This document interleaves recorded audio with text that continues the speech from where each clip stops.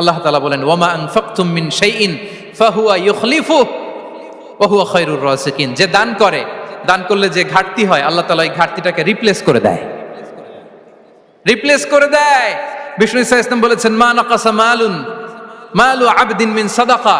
Charity করলে, দান করলে আল্লাহ তার সম্পদ কখনো কমায় না।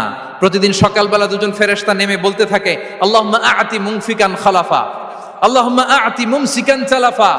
ফেরেশতা দুজন বলে আল্লাহ যে দান করলো, দানের কারণে যে ঘাটতিটা হলো এটা তুমি মেক আপ করে দাও, এটা তোমার পক্ষ থেকে বারাকা দিয়ে রিপ্লেস করে দাও।